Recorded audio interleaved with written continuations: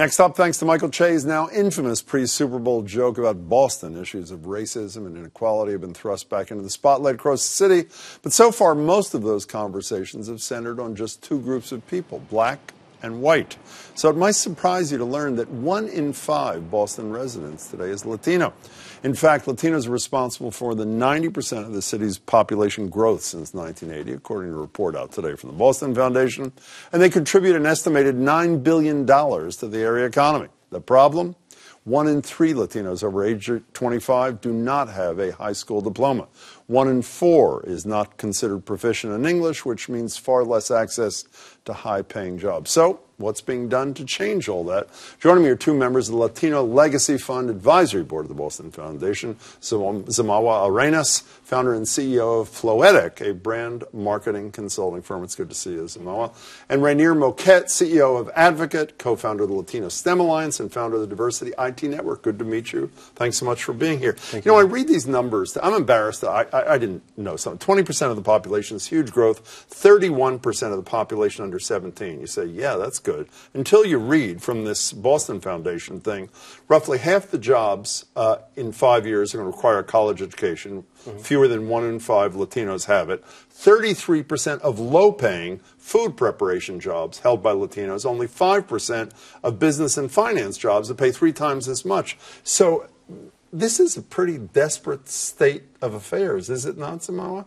It is, but there's also opportunity at this point for us to really focus on bringing the Latino community together and to really focus on addressing some of these issues in a way that's more as a community versus isolated efforts. Am I an outlier, or do you think most people in this community don't know these numbers? I don't think you're alone. I think there's a lack of awareness and understanding of these numbers across the board. Is education the biggest issue? I mean, the only time I can remember, I'm embarrassed to say this, talking about this, is in Boston Latin, when they were talking about underrepresentation of African Americans and Latinos as a percentage of their share of the student population. But is education coming out of today, is that the biggest issue that needs addressing to conquer some of these things? Education is definitely one of them, but also access to effective workforce development programs and training programs, particularly those that lead into careers that are for higher paying jobs in science, technology, engineering, and math. That's one of the key things that we're thinking about as an organization, is not only how do we help with the immediate K-12 initiative, but long-term thinking about how do we create real-world job opportunities for folks? And by the way, in the STEM, which you know a lot, which obviously is a piece of the future, not to mention healthcare and all these kind of things, can you catch up? I mean, are you worried that that is going to pass Latinos by while you're planning a fix for this, or no? Well, I think there's a sense of urgency, and we heard that this morning. We had a convening of about 300 people who came together around this issue and around the report, and there is a sense of urgency and to scale, and a desire to invest, because it's a business imperative. If business doesn't come along and start investing in helping the Latino community also thrive, they're also going to feel the effect down the road. I mean, there's some good news in this report, which I read earlier today. I mean, the Latino share of the gross domestic product in Suffolk County is up 400% during this growth spurt during 1980, but there are obviously obstacles. You know, but isn't there a power vacuum as well? We're in a majority-minority state. I did a little research this afternoon, which I'm sure you know. 1/3 of Boston state reps are African American. There's 1 Latino. Boston City Council, roughly a quarter African American, 0 Latino. There's 1 Latino state senator. How do you make the progress you guys are talking about today when the people in power don't reflect the community that is represented by 20% of its people? How do you do that? Well, that's where the Latino Legacy Fund comes in. So the goal is to convene leaders from industry, nonprofit, philanthropy, and create the kind of systemic change that really needs to happen. It's about bringing together resources and then executing them. But do people listen? If there's not political power, do people, I mean, intellectually, I know they want to be there, but do they really listen? Well, I think they're starting to wake up and starting to listen. And I think there's also a new movement within the Latino community of entrepreneurial younger folks who are really trying to address this problem in a way that's much more effective.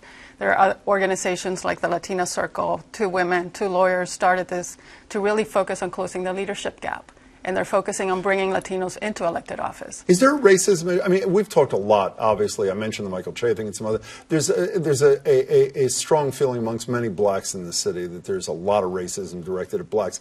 Is there the same feeling in the Latino community in this city, or is there not? I mean, racism directed at them, or is that not one of the issues you're confronting? Well, one of the key things that we're focused on is access to opportunity. You can call that what you'd like, but ultimately it's about making sure that people have a seat at the table and an opportunity to really create a strong livelihood for them and their families. But is there a feeling that that seat at the table has been consciously denied them, or is it a more neutral kind of thing? Do you know what I mean? No, I think it's a subtle difference. In the Latino community, you have not just black Latinos, you have white Latinos, you have a mix of race, and that is not the same effect as the African American community and the history of the African American community.